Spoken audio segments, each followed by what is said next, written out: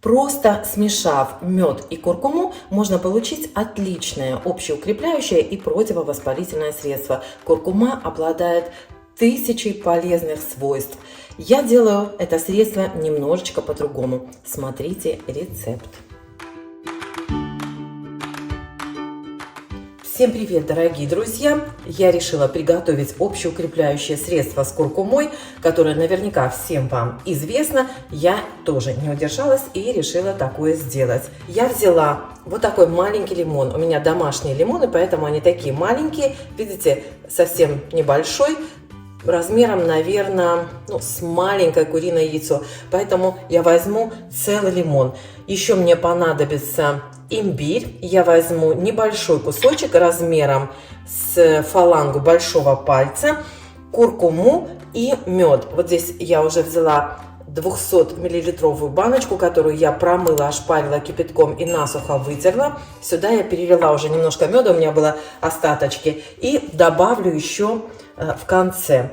Сейчас я отрежу кусочек имбиря, почищу его и к вам вернусь.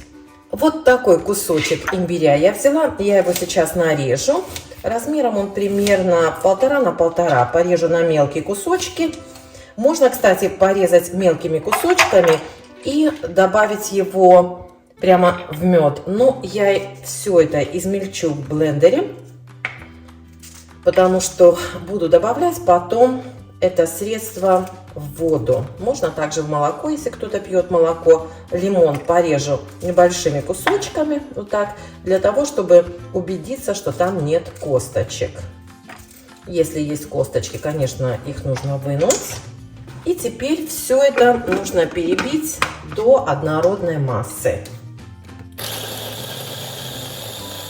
Не забывайте счищать стеночки периодически, чтобы как можно мельче перебить вот эти ингредиенты. Скорее всего, что они останутся крупинками, ничего страшного нет.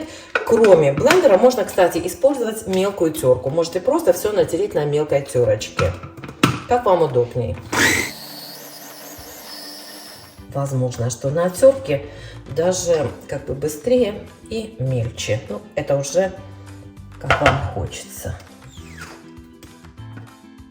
Все это переложу теперь в баночку. Как видите, все равно остаются комочки. Ну, ничего страшного. Главное, чтобы они были не такие, знаете, прям не совсем уж прям очень крупные. Вы знаете, я когда открыла интернет, там огромное количество показаний для применения куркумы. Теперь кладу куркуму. Я положу 2 столовые ложечки. Такие неполные, без горочки кладу. Очень осторожно, девочки, потому что куркума окрашивает поверхности, поэтому смотрите, чтобы не запачкать вашу рабочую поверхность. Теперь это нужно перемешать. И я добавлю немножечко меда, друзья, потому что вообще-то в идеале нужно было сначала все сложить в баночку, а потом уже наполнить банку медом. Ну, у меня вот так просто получилось, что был отдельно мед еще в другой баночке. И еще добавить сюда щепотку острого перца. У меня перец очень-очень острый, поэтому я добавляю буквально вот небольшую щепотку. Ну вот, друзья, посмотрите, какое средство получилось. Оно достаточно жидкое. И, как видите, в нем плавают кусочки лимона и имбиря. Меня это не смущает. Если кого-то смущает, то можете натереть лимон и имбирь на мелкой терочке. Я дам этому средству еще настояться целую ночь и буду принимать утром натощак по 1 чайной ложечке, растворив в теплой воде, не в горячей воде, а именно в теплой. Можно также развести это средство в теплом молоке, если кто-то пьет молоко. Хочу еще раз вам напомнить, что куркума не рекомендуется людям с заболеваниями желудочно-кишечного тракта, особенно желчнокаменной болезнью, поскольку куркума обладает сильным желчегонным свойством и может обострить желчнокаменную болезнь. При любых хронических заболеваниях в стадии обострения тоже не рекомендуется принимать куркуму. Не рекомендуется пить это средство, если вы принимаете какие-то сильно действующие препараты, например, психотропные или кроверазжижающие.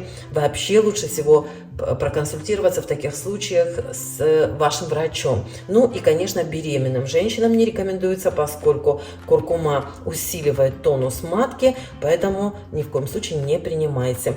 О полезных свойствах куркумы почитайте, пожалуйста, сами в интернете. Их огромное количество, и я даже не знаю, с чего начать.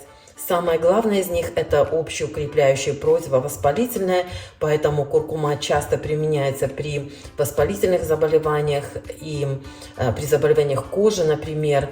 Ну и огромное просто количество, в косметике часто применяется. Кстати, куркума рекомендована была моими индийскими коллегами, которые употребляют ее и при уходе за волосами, и при уходе за зубами, например, за кожей лица. В общем, в Индии очень применяется это средство очень часто, куркуму я имею в виду. Итак, друзья, вот такое вот средство я себе сделала. Если кому-то захочется последовать моему примеру, пожалуйста, очень осторожно. Всем вам желаю здоровья и всем пока. Кстати, девчонки, я тут ложечку облизнула. Очень, между прочим, вкусно.